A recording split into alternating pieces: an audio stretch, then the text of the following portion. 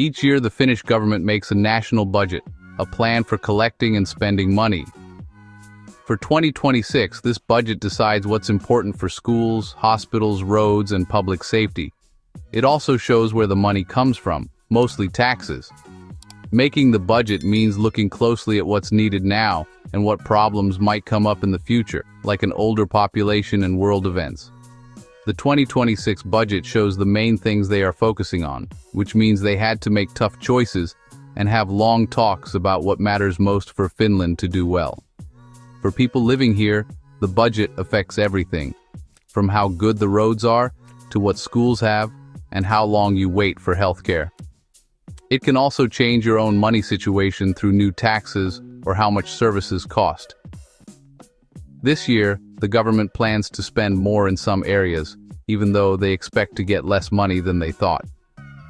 Because of this, Finland will need to borrow more money to pay for everything.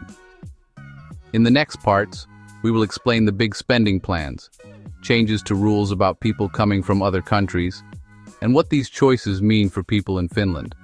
The budget is more than just numbers. It's about what's important and planning for the future. Let's look at the details. The 2026 budget shows the government spending almost 91 billion euros, with an extra 455 million euros added at the end of 2025 for important projects. This money is for safety, roads and buildings, and making the economy grow, things the government thinks are very important. But they expect to get 189 million euros less money than planned, which means there's a bigger gap between what they spend and what they get. This gap is now almost 9.3 billion euros, meaning they need to borrow more money. The amount they borrow will go up by 644 million euros, more than they first planned, adding to Finland's national debt. Borrowing money helps pay for things today, but the debt needs to be managed carefully so things are stable in the future. Why spend and borrow more now? The government is dealing with problems happening around the world and putting money into things like roads to help the economy. It's like trying to keep things balanced, taking care of what's needed right now, while also hoping for good things in the long run. The hope is that what they spend money on today will make Finland's economy stronger, making it easier to handle the debt later. These choices show that they are actively trying to make Finland's future safe. Next, let's see where some of this money is going. A big part of the extra spending is to help Ukraine, with 100 million euros for defense equipment and 5 million for help with basic needs. Finland is also spending a lot on transportation, 199 million euros for the Liminka-Oulu railway, and 109 million for making Main Road 9 better. These projects are meant to connect towns and help the economy grow. Education gets a boost with more spots for students, especially in nuclear and energy technology, and 11 million euros is being put into this. Young people who don't go to college can get a free 30-credit voucher for Open University, which costs 18.6 million euros. Healthcare gets 40 million euros for new ways of giving care, focusing on personal doctors and care teams. These investments show what Finland wants, helping friends, building up its infrastructure, and investing in its people. Even though borrowing goes up, the government sees these as necessary for a safer, more successful country. The focus is on good things that will last a long time for both the country and its people. Now, let's talk about Finland's refugee policy. Finland will still take 500 refugees in 2026, continuing its promise to the UN program that helps people find new homes. The quota focuses on those most in need: 150 spots for Afghans in Iran, 100 for Syrians in Turkey, 120 for Congolese in Rwanda, and 50 for Venezuelans in Peru. 50 spots are kept for emergencies, so they can quickly help when sudden problems happen. They choose families first, women who are in danger, and those who need medical help, making sure the help goes to those who need it most. This process involves careful checking with the UNHCR to help people settle in well and be safe. While 500 might seem like a small number, for those chosen, it's a chance to be safe and start a new life. This policy shows Finland's kind values and its role in helping the world. By keeping the quota, Finland shows it stands with other countries. The main idea is to give good support, not just to have big numbers. For the refugees chosen, Finland offers a stable home and hope. Next, let's look at changes that affect people coming from other countries.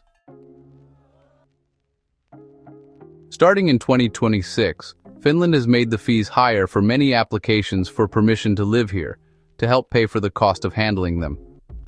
For example, a permanent permission to live here now costs €380 if you apply online. It used to be €240, or €600 if you apply with paper. It used to be €350.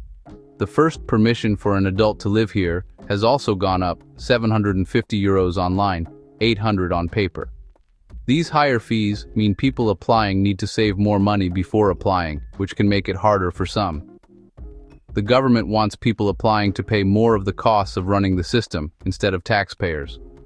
It's important to know that applying for safety, asylum, is still free, which follows international rules. However, there's a new €53 fee for extending protection status. This makes sure that getting to safety isn't stopped by cost, while other services for people coming from other countries are moving towards a system where the user pays. Now, let's see how the government's money and debt are looking. The government mainly gets its money from taxes on what people earn, what they buy, and company profits. For 2026, they expect to get €189 million less money than planned, partly because a tax on soft drinks was delayed and some money from the EU was postponed. Less money coming in, plus more spending, means more borrowing and a growing national debt. By the end of 2026, the government's debt is expected to be €187 billion. That's about 61% of all the money Finland makes in a year. Managing this debt is very important, because paying interest on it means less money for public services. The government has to find a balance between making necessary investments and keeping the debt under control for the long term. Careful spending and plans to help the economy grow are key to having better money in the future. Borrowing money pays for what's important today, but how we pay it back will decide what choices we can make tomorrow. The challenge is to spend wisely without causing problems for the future. Let's look ahead at what this means for Finland.